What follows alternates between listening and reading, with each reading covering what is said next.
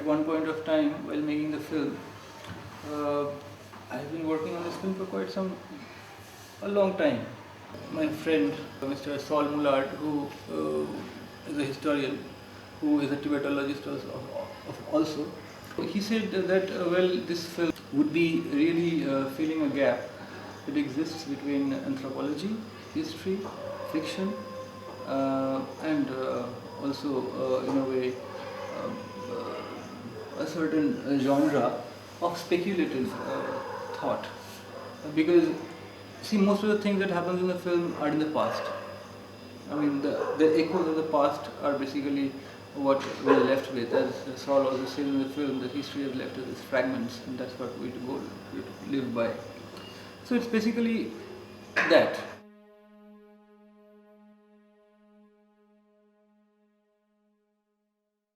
Oh, as a historian, I couldn't possibly answer that. I have no idea. I mean,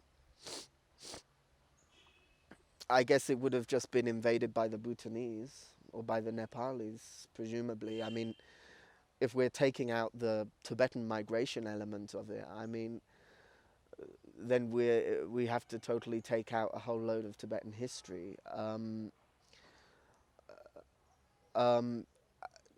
I couldn't possibly answer that question. Not as someone, as someone trying to get to the truth of, or not the truth. I mean, what is the truth? But I mean, to try and understand the past. Yeah, often I do. I'll tell you a secret. Often I do. Lie in bed and think, yeah, what if this had happened, or what if this hadn't happened? What if I could go back in time and really see what was going on, or what if they're funny little sidetrack thoughts, but we don't know. We don't know. History has left us with fragments, and that's all we've got to go by.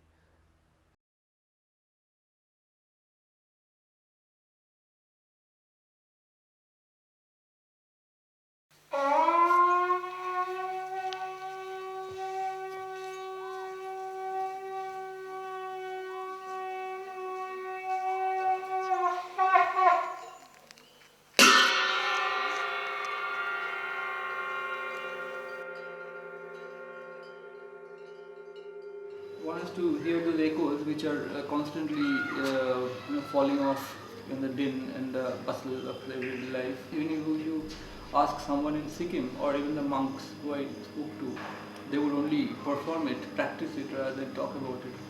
And there were other people who were willing to talk but who didn't have anything to say about it. 아직 낭세마 있나? 낭세마 바다니시 있으면 낭세마 내이. Это средноржанка. बीच में ऐसे टूट दिया है इसको कोई ऐसा हो गया ना ये मिट गया लेटर नहीं देखा देता है बीच बीच में लेटर नहीं पूरा नहीं दिखाने से देख पाएगा तो आगे पीछे हो जाता है. So I also came to Buddhism in a very different oblique way actually. I was studying anthropology and kind of, which is how I got into Campbell, and that is how I got into Oriental mythology, and that is how I was getting into Buddhism.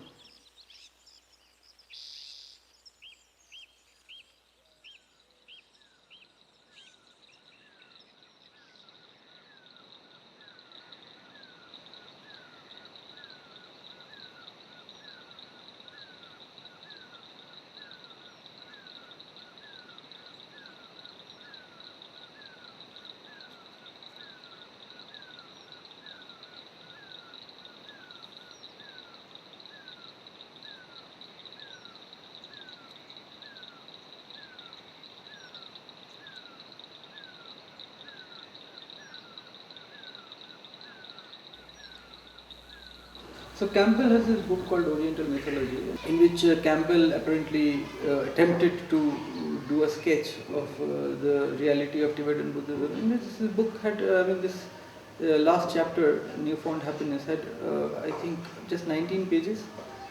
And in this 19 pages, there was not a single word about any, so to say, esotericism or any metaphysics of Tibetan Buddhism, but simply what that religion or that practice has survived, so to say, cultural revolution.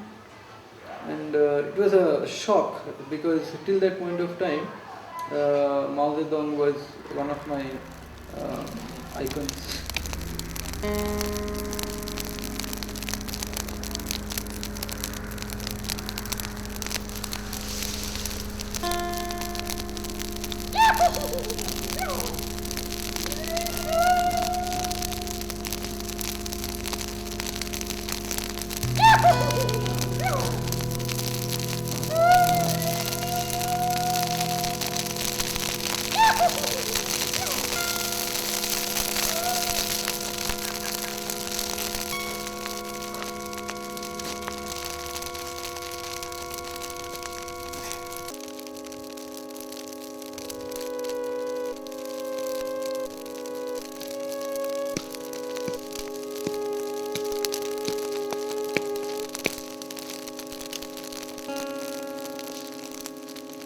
It was the first time when actually a whole civilization, if you can say that, was actually coming in contact with the rest of the world and trying to kind of find out their place under the sun. So it is not really an esoteric philosophy, as we would have it. Really, it is not. It is something that has to be practiced in a very material way, and it has very nice material tenets and logic and all that. So I didn't understand why Comrade Mao kind of was so averse to that kind of thing, because something that Camus says is very essential here. That you could not understand, or you still cannot understand? I can understand probably now, you see, because of the whole perspective that has changed for myself. Because as Camus says, because there are hardly any revolutions in the world that have happened. It is only rebellions that have happened, and rebellion, the difference between rebellion and a revolution would be that a rebellion is aimed at replacing people in power, and a revolution is a complete turnover of even the principles that run a certain thing. So in principle, Comrade Mao was hardly doing anything else. He was just trying to replace a few, which of course we should be able to see, a few feudal landlords who had, whose grip on the society was so strong that most of the people were bonded laborers. So I can understand why he had undertaken the noble notion of the cultural revolution, but I really don't know why that was so necessary to kind of, kind of unleash such a dictatorial torture on the common mass. Well, yes, but now I can understand that because he was also trying to build a nation. So it is basically a fight between nation, and which is what is happening today also when we look at China and Tibet and all this happening.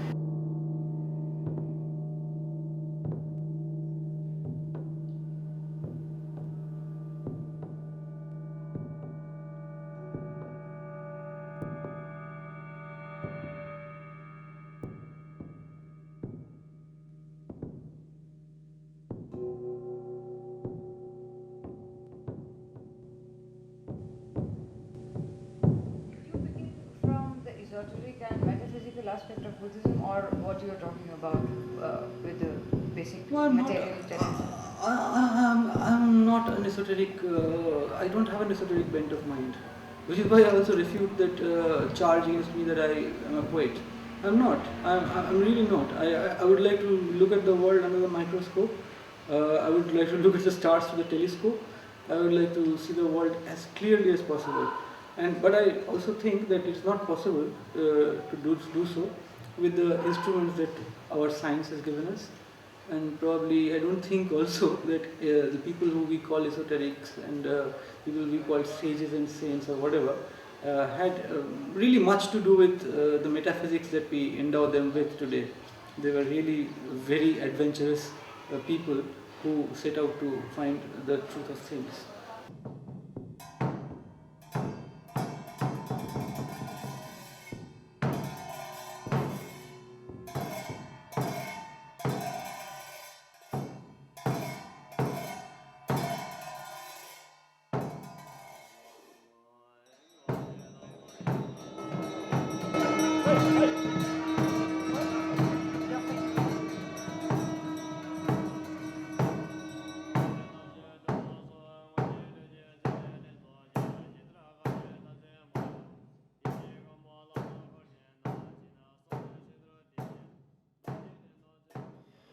One thing which I had felt actually while making the film, that I was a naive person. I had really harvested my naivete in this while working on this. It was to kind of really feel like a child who was for the first time looking at the world and trying to really see whether it was there or not. Something probably had happened somewhere, where this was facilitated. I really became a child, and while I was writing the script, and thankfully, while I was making the film, because mostly the people I was working with were very young enthusiasts who had no intention of making grand statements or kind of addressing any social truth, but also they were to some extent for them the experience was also very new. And to have travelled to a place so unknown, to have been into landscapes which one has never been. For instance, my cinematographer saw snow for the first time when he went there. He had never seen snow before. I mean, the falling of snow. So he was enchanted. So this enchantment is something that probably has worked all through for myself and for people we have worked with. And so this enchantment is something which is probably being corresponded to the audience, and that is how listeners still have happened.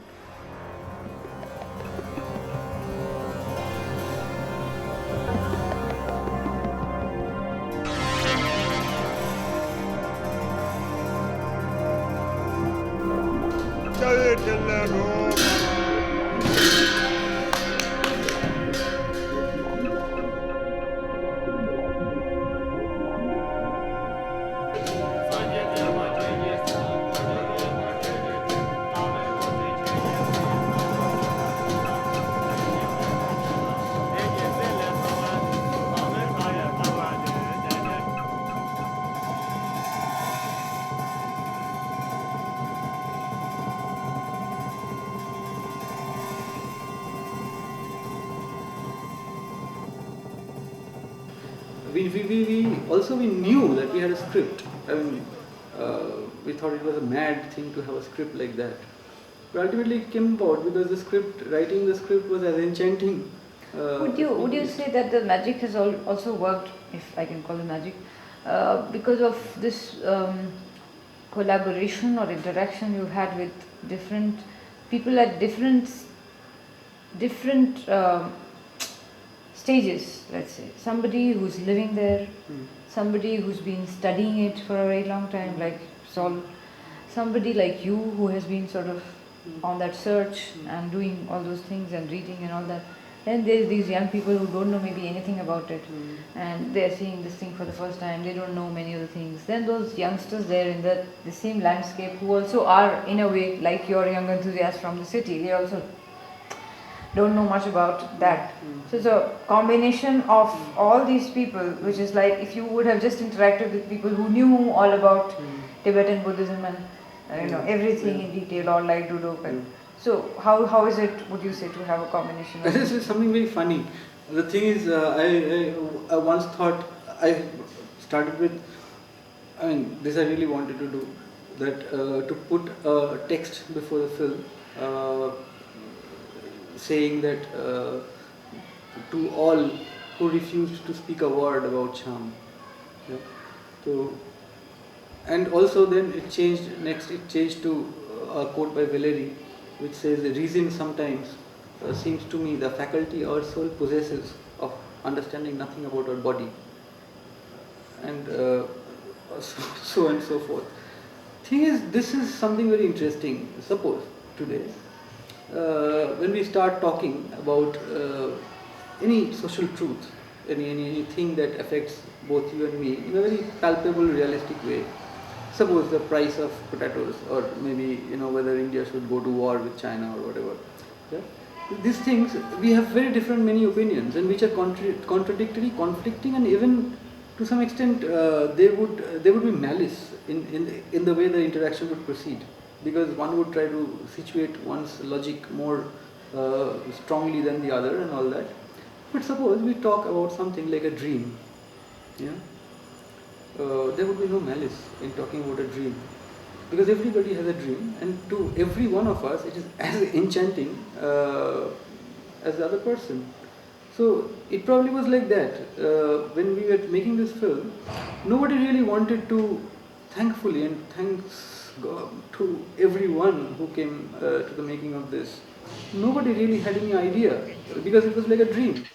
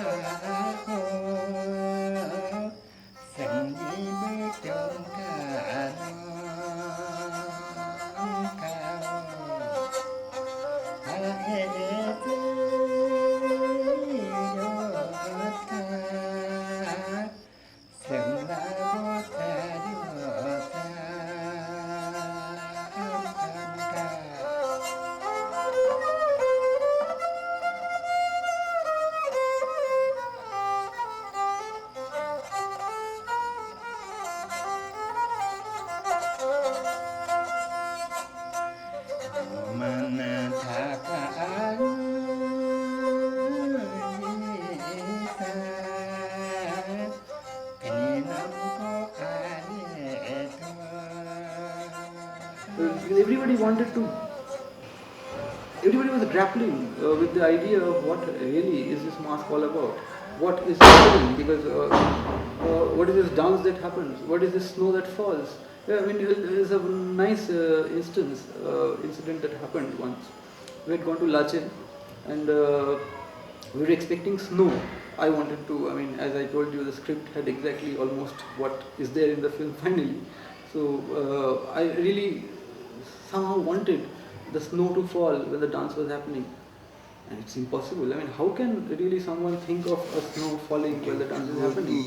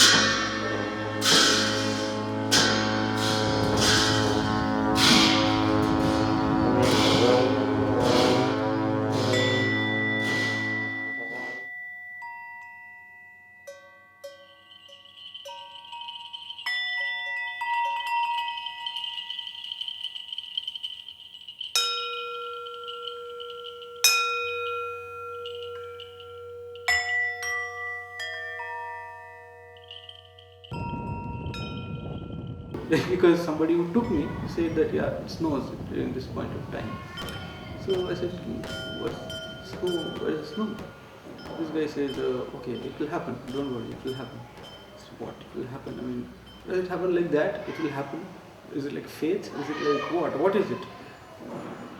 So we were like 7 days there before the dance actually happened. Nothing happened in the 7 days. Not a single draft of cold wind. So the charm happened for 2 days, 2 consecutive days. The first day also, nothing happened. At lunch, finally, my cinematographer got really disappointed. he really got very disappointed. He said, "Where is the bloody snow?" He asked this guy, "What? I mean, there's no snow." So he said, "No, when the last act of the charm, when they blow the horn, it's going to snow then." So it was like, what the hell? I mean, is it really possible? Does it happen like that? So we said, it's impossible. He said, "No, it will happen. It does happen like that." Okay, so last act happened. The trumpet and the horns were blown and everything. So we went, and after that, there's some cold wind, and as it happens in the evening, late afternoon, evening, some cold wind started drifting in and all that. So we went home. We very crestfallen. We started drinking and all that, and LACHEN is a wonderful place. You can have a nice time drinking there also. So we started drinking, and we had gone to sleep. Next morning at 4 o'clock, 5 o'clock or maybe, I woke up. It was very cold, really very cold, and I looked out the window, and everything was white. Everything was just white, and snow was still falling, and it kept on falling.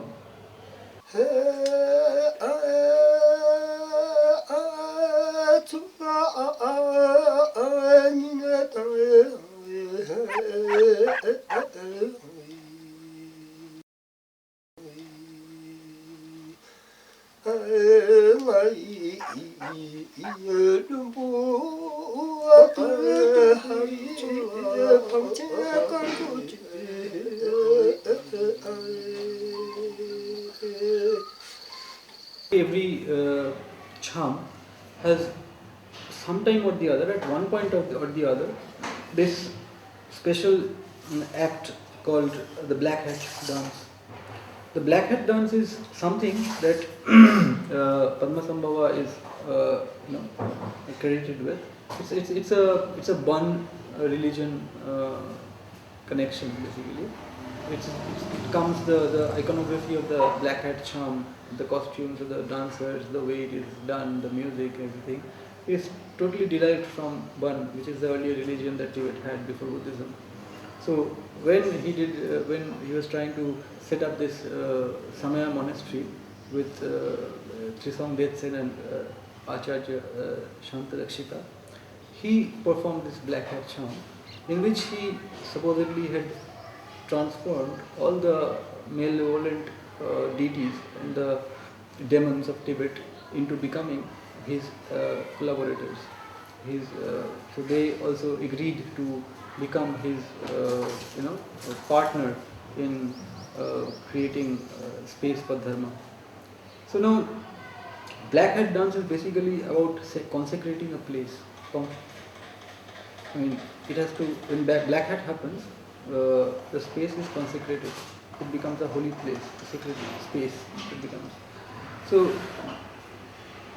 very strangely, in the second day also, snow was falling since the morning, but at one point of time it stopped.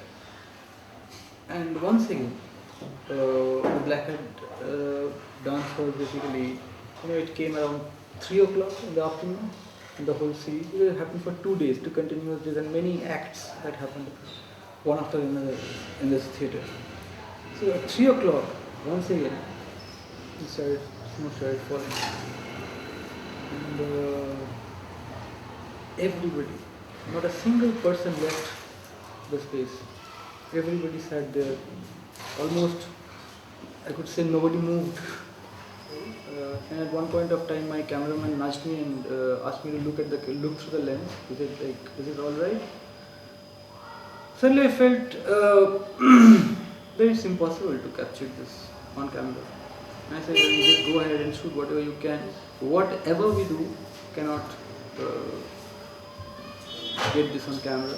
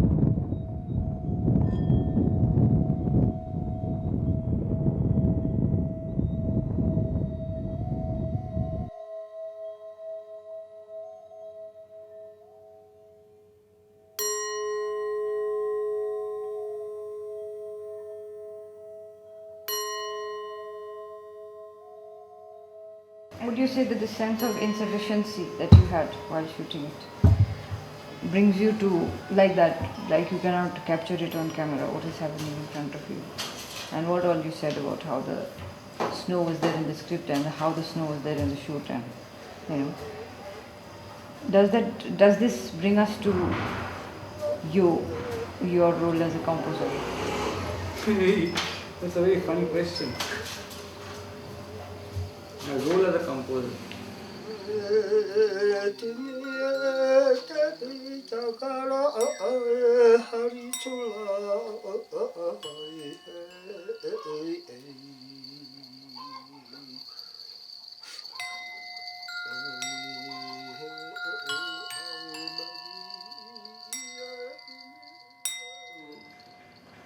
And if you know, the music was composed mostly digitally. So we are also trying to see the whole thing of, it is very funny that the whole notion of Tibetan Buddhism is also about transformations. And all these 5 Buddhas that we have are basically talking about that only. All your insufficiencies, all your lack, on all your contradictions, all your problems, they are finally being transformed into your virtues. So basically, the problem you have is the answer. That becomes the answer to your existence. That is precisely what I think we wanted to do, to kind of work with absolutely no acoustic, because we had recorded a lot of sounds here and there, and we all the way we knew that we would like to not use these sounds as such, but also to merge them in some digital way with the acoustic thing, and to bring about. Actually, I am so happy that the music happened, because it probably gives the software a new lease of life.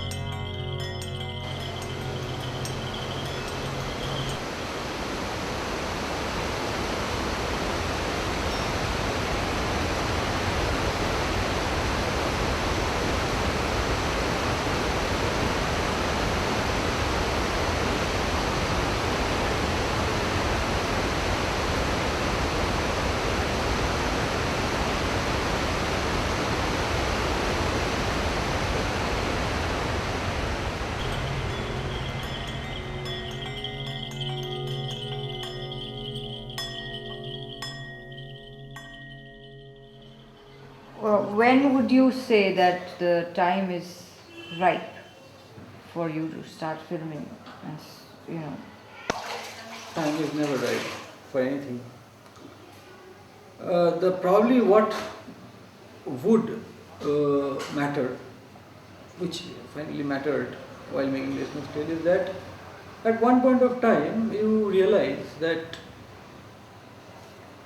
sadly this time will never be right.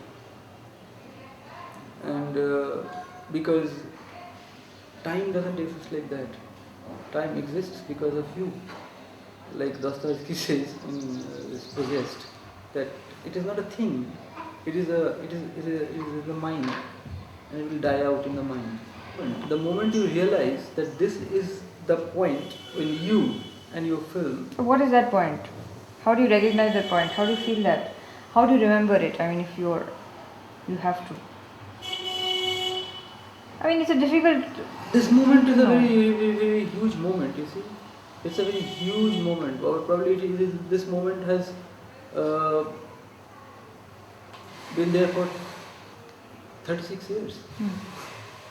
I never came to become conscious of this moment. The point of consciousness is basically also, I should say, by default, not by design. It is not that I designed this moment to come across. It's by default actually. When I could see that there was nothing else that I could do, nothing else inspired me anymore, I mean, before making this film, before the first shoot I had gone to, for almost 6 months, I had gone nowhere. Just got out of my house, got a packet of cigarettes, came back and sat, I don't know, thinking about what. Probably writing a script or something like that. So the first time actually in 6 months or probably even more, even a longer time, I have no count of that time now. It was like from 2 years to 6 months, whatever time it could have been. I had hardly done anything. I had never really gone out of the house also. The first time I went out of the house, I took a bus and went to Sikkim. So what calls you again and again to Sikkim?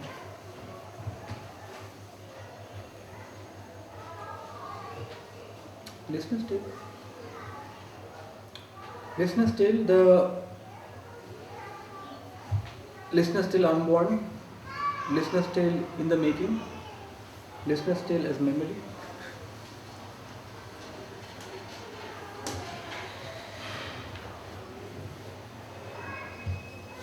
Or what do you expect the film to do for you?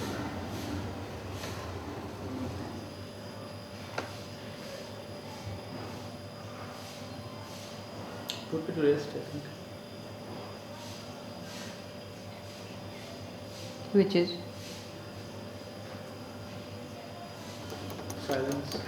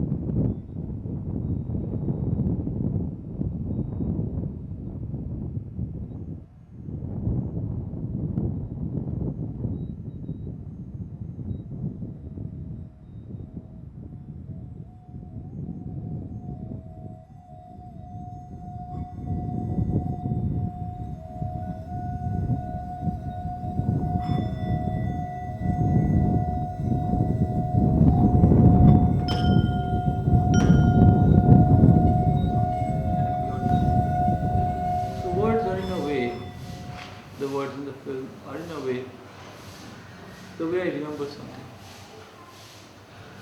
Sometimes your memories are completely irrelevant. Sometimes your memories are completely out of place. Sometimes the memories are so unnecessary. But for me, those words are memories. Because his words are something that happened really after shooting, when I was putting the things together. And putting the things together, editing in a practical way or composing to the film in a practical way is also like memory. You cannot have what you don't have already.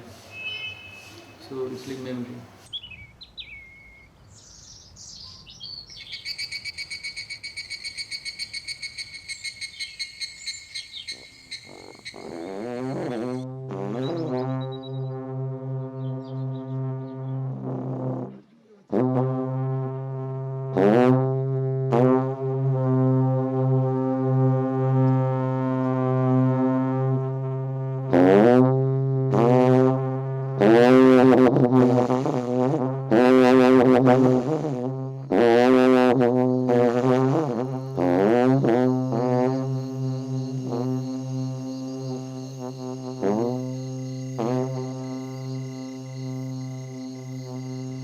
Also, I felt at one point of time that this is exactly the order that the images should have.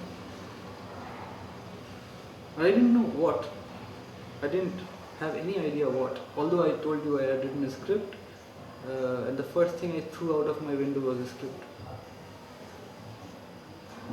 And it came back in your face. Yeah, well, With the wind. the wind Only the wind. will return.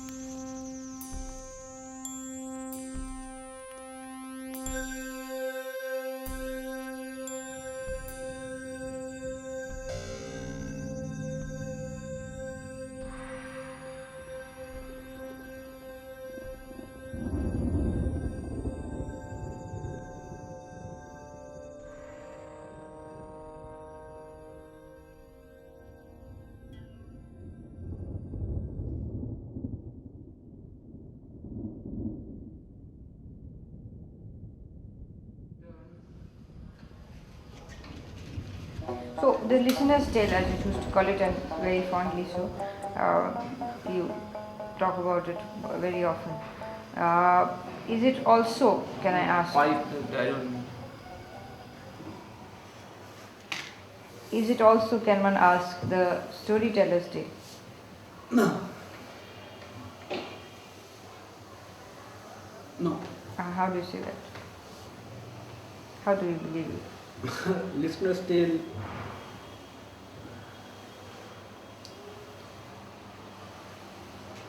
is what remains. Is what remains after all stories have come to an end.